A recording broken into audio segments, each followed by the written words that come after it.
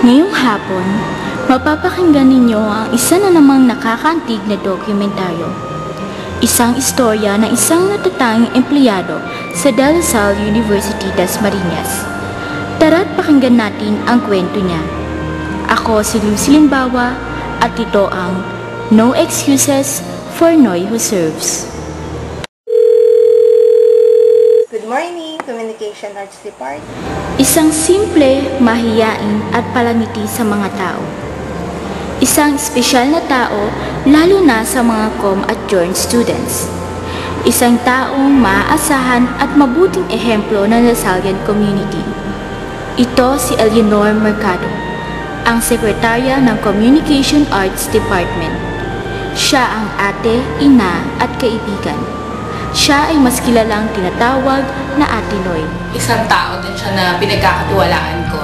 Isa sa mga pinagkakatiwalaan ko sa department. Kasi pwede mo nga siyang sharean ng mga experiences, ng mga naiisip at hindi niya ni-squill yun sa iba at nakikinig siya ng maigi at meron ding concern. Si Noy, I think she is the most efficient, committed, dedicated, and probably the most responsible secretary we have here in this institution. She's well loved by students, by faculty, even parents. Noy is Communication Arts Department. Communication Arts Department is Miss Noy. Nito lang nakaraang May 13, naganap ang staff recognition na kinilala ang ilang pili at espesyal na staff. Isa sa highlight ng programa, si Ate Noy na kinilalang the Outstanding Staff of the Year. Humarap siya sa madla upang ihayag ang kanyang mensahe ng pasasalamat at rason kung bakit niya tinahak ang daan na ito. Hindi ko talaga hinangad na maging Outstanding Staff of the Year.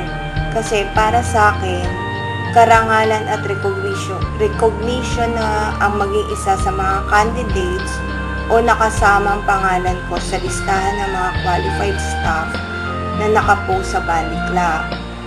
Kontento na ako doon. Pagpa-interview ako sa screening committee, hindi para makamtan nga yung award, kundi labanan ng aking sarili. Nabanggit ko pa nga doon, napatawa sila na hindi si Ma'am Annie yung tinutukoy ko doon, kundi yung sarili ko talaga. In English, myself. Dahil isang mahiyain si Ate Noy, hinamon niya ang sariling talunin ang takot, kaba at nerbiyos na matagal na niyang nilalabanan. Kung bakit ako nagpa-interview para hikayatin yung mga ibang candidates na alam ko na mas deserving at mas matagal na dito sa Lasal, nalakasan nila yung loob nila sa interview, na mag-take nga ng risk, mag-try kahit nakaka-nervyos. Para sa akin, kung nakayanan ko, mas kaya nila. Proud niyang sinabi na ang dahilan ng pagkakasali niya ay para may taas ang bandila ng mga secretariat office staff. Sa kabuang mahigit 30 nominado, saludo siya sa bawat isa.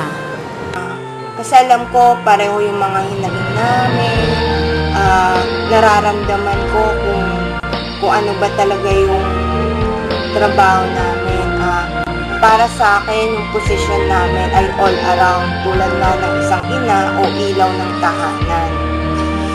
Sadyang mahirap ang aming trabaho, pero para sa akin, ang aming trabaho ay isang propesyon na para ding bukasyon.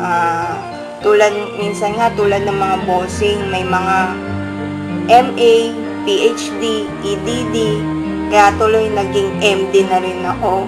Matandang dalaga. Kailangan din na mag-excel ako para maging magandang halimbawa. Tapos yung mga pinapayo ko, hindi lang sa salita, kundi sa gawa. Kung merong mang walking trophy na nilaunch nung recognition, para sa akin, ang tunay at buhay na tropeyo ko ay ang mga com at saka joint students graduate. Mga estudyante yung mga estudyante na para sa akin na naging bahagi nila ako sa buhay nila, na kahit papaano yung mga naitulong ko or mga naipayo ko ay mga naging paraan para maabot nila yung pangarap nila at tagumpay. Kahit walang walang tulugan, tuloy pa rin. Kahit sila yung sakit ng ulo ko, pero sila naman talaga yung laman ng puso ko. Siguro yun nga yung tinatawag nilang unconditional love. Para sa akin na ginagawa kong maging mabuting empleyado o pinag-uusayan ko sa aking trabaho, hindi dahil para sa award or para i-please yung mga bossing or kung sino man. Para sa akin, kahit iba-iba yung mga head supervisor, mga head natin, isa lang talaga yung boss, kundi si Lord. Kung ano yung tulong ko, kung sa paano paraan ako makakatulong sa kanya, hindi ko pagdadamot yun sa isang taong katulad niya. I wish, siguro yung wish her all the best and then continue, no? Kahit na wala na ako dito next school year. So, sana ganun pa rin yung maging work niya with the new chair of the department. Ma'am Noy, I super ever love you. Yan, mabait yan si Ma'am Noy. Thank you, Ma'am Noy, for always being there. Congratulations po, you deserve the award. Congrats, Ma'am Noy! Sana'y may napulot kayong aral sa isang simpleng tao, pero sa kanyang tila maliit na bagay ay nagawa niyang ma-inspire ang karamihan. Isang hakbang na para ma-overcome ang isang kahinaan. Isang kahinaan na hinarap at nauwi sa katagumpayan. Tagumpay hindi lang sa kanya, kundi ibinabahagi sa iba. Muli, ito ang aming dokumentaryo na pinamagatang No Excuses for Noy Who Serves.